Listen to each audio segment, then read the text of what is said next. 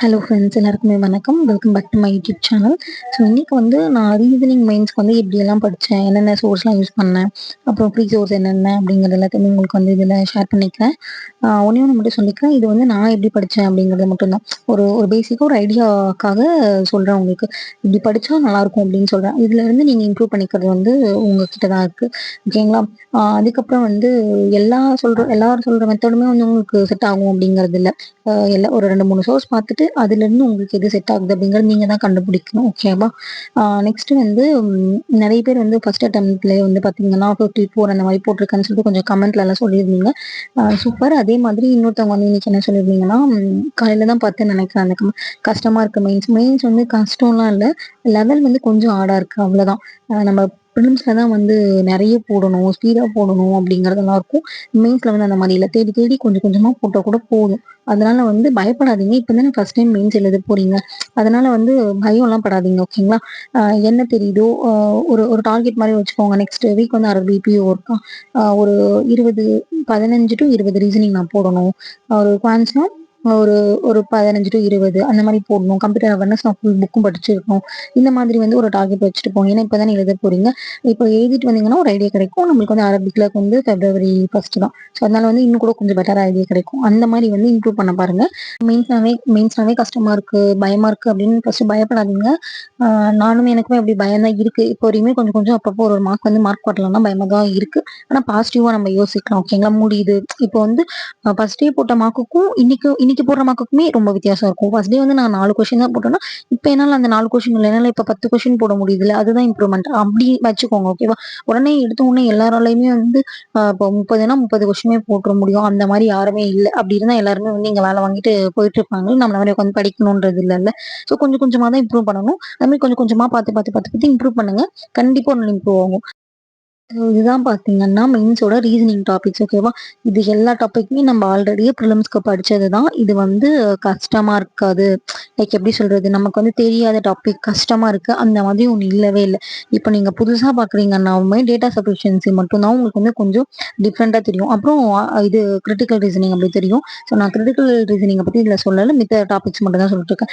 இந்த data sufficiency மட்டும் அந்த போத், எய்தர், அப்புறம் இந்த ஒன் சஃபிஷியன்ட் இது வந்து நமக்கு குழப்பம். ஏன்னா நம்ம வந்து இது படிச்சிருக்கோம்ல, என்னது இன்இக்வாலிட்டி எல்லாம் படிச்சிருக்கோம்ல. அதனால அது மட்டும் கொஞ்சம் குழப்பம். ஆக்சுவலா எனக்கும் அது குழம்புச்சு. கொஞ்சம் அது புரிஞ்சுக்கிறதுக்கு கொஞ்சம் எனக்கு டைம் எடுத்துச்சு. ஏன்னா நம்ம இன்இக்வாலிட்டி சிலாசம்ல வந்து எய்தர் வேற மாதிரி போடுவோம். இதுல வந்து ஒரு வேற மாதிரி போடுவோம். அதனால சொல்றேன். மித்த டாபிக்லாம் பார்த்தீங்கன்னா, இதுல எப்படி இருக்கும்ன்றத மட்டும் சொல்லிடுறேன்.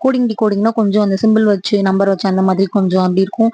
ஆல்ஃபா நியூமரிக்னாலுமே வந்து ஆட் லெவல்ல இருக்கும். அந்த ப்ரீவியஸ் 3 லெட்டர்ஸ் அப்புறம் வந்து மாத்துறது அந்த மாதிரி எல்லாம் நம்ம 1 மார்க் கொஸ்டின் போடுவோம் பார்த்தீங்களா? கிளர்க்ல அந்த மாதிரி இன்னும் கொஞ்சம் கஷ்டமா இருக்கும். இது எல்லாமே அப்படிதான் பார்க்கும். சிலாசமும் கோடிங் வச்சிருக்கும். இதுக்கு எல்லாத்துக்குமே வந்து வீடியோ பாருங்க. அது வந்து நான் இப்ப சொல்றேன் பாருங்க. யார் வீடியோ பார்க்குறீங்கன்னா, full and full jack video பார்த்தது மட்டும் தான் நான் இம்ப்ரூவ் பண்ணதே. எல்லாமே இப்போ ஸ்டார்ட்டிங் வந்து ப்ரிலிம்ஸா இருக்கட்டும், இப்போ மெயின்ஸ் பார்க்கறதா இருக்கட்டும், jack video I mean crack with jack இருக்காங்கல்ல, அவங்களோட ஜாக்கோட வீடியோ தான் பார்ப்பேன். இவர் வந்து சூப்பரா நடத்துவாரு.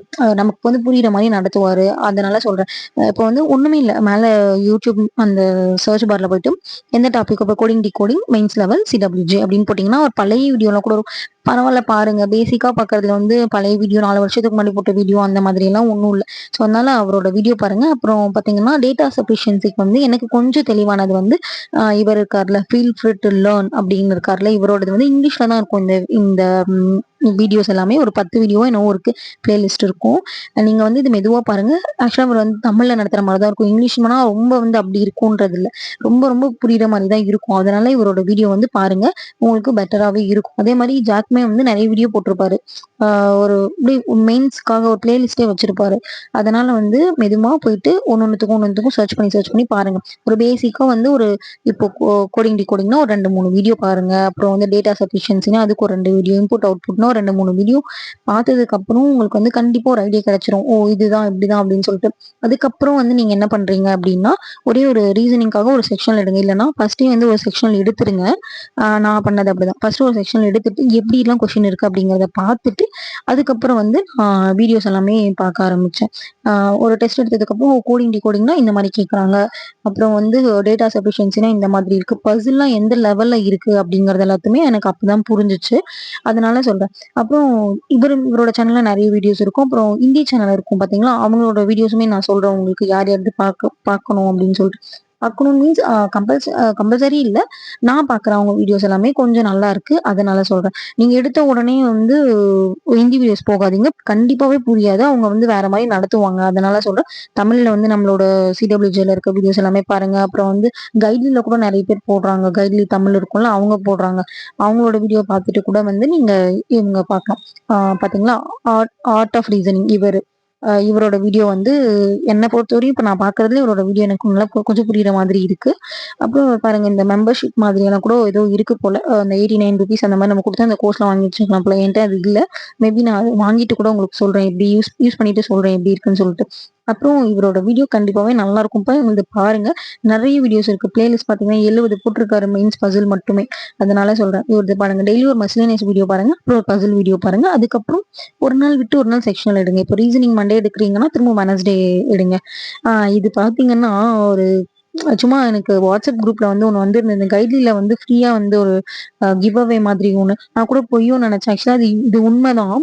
அந்த லிங்க் கிளிக் பண்ணி உள்ள போனதுக்கு அப்புறம் நம்மளோட லாகின் பண்ணி வச்சிருந்தோம்னு வச்சுக்கோங்களேன். அதுல வந்து இது கேக்குது. கிவ் அவே அப்படின்னு சொல்லி இந்த கூப்பன்ல வந்து நம்ம போட்டோம் அப்படின்னா நம்மளுக்கு ₹0 தான் இது வாங்கிக்கலாம். பட் ஆனா இது 24 ஹவர்ஸ் தான். இன்னைக்கு இப்போ 7 மணிக்கு நான் லாகின் பண்ணிட்டேன். ஸோ நாளைக்கு 7 மணி வரையும் தான் இருக்கும். ஒரு 17 செட் இருக்கு ரீசனிங் ஃபேன்ஸ்க்கு மெயின்ஸ் லெவல்ல. ஸோ சும்மா யூஸ் ஆகுமேன்னு சொல்றேன். நீங்க கூட வந்து இது வேணா லாகின் பண்ணி யூஸ் பண்ணி பாருங்க. இன்னைக்கு வீடியோ போட்டேன்ல. இப்ப நீங்க இந்த வீடியோ பார்த்ததுக்கு அப்புறம் கூட நாளைக்கு வரையும் இருக்கும்னு நினைக்கிறேன். எனக்கு எக்ஸாக்ட்டா தெரியல. இதுல எத்தனை என்னால போட முடியும்னு தெரியல. இப்போ நான் லாகின் பண்ணிட்டேன்ல. ஸோ என்னால முடிஞ்ச அளவு நானும் போடுறேன். நீங்களும் போடுங்க. போட்டுட்டு பாருங்க எப்படி இருக்குன்னு சொல்லிட்டு. ஓகேங்களா? இதோட லிங்க் வந்து ஆக்சுவலா இது வந்து நான் டேஷ்போர்ட்ல பார்த்தேன். இது எனக்கு கிடைக்கல. நான் உங்களுக்கு டிஸ்கிரிப்ஷன்ல அந்த லிங்க் வந்து வச்சு விடுறேன். ட்ரை பண்ணி பாருங்க. அப்புறம் விர்ச்சுவஸ் இவரோட வீடியோவுமே நல்லா இருக்கும். ரீசனிங்க்கு. இது வந்து இவரோட வீடியோல என்னோட ஃப்ரெண்ட் சஜஸ்ட் பண்ணது.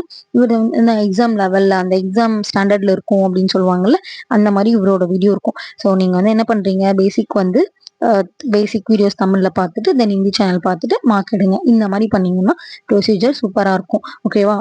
லைட்டா இம்ப்ரூவ் ஆகும் நம்மளோட இது மார்க். ஓகேங்களா? நெக்ஸ்ட் வீக் ஆர்ஆர்பி பிஓ இருக்கு. மேபி இன்னைக்கு ரிசல்ட் வரல. நாளைக்கு வந்துடும் நினைக்கிறேன். ரிசல்ட் வந்தா நான் வீடியோ போடுறேன். நீங்களும் நல்லா படிங்க. மெயின்ஸ்க்கு கண்டிப்பா நம்மளோட ப்ரிலிம்ஸ் எல்லாம் கிளியர் ஆயிட்டு மெயின்ஸ்க்கு நம்ம போவோம் அப்படின்னு நம்பிக்கை வச்சு படிங்க. ஓகேவா? Bye friends. இதே மாதிரி இன்னொரு வீடியோல பார்க்கலாம். உங்களுக்கு எந்த மாதிரி வீடியோஸ் வேணும் அப்படிங்கிறதையும் கமெண்ட் செக்ஷன்ல சொல்லுங்க. பாய்.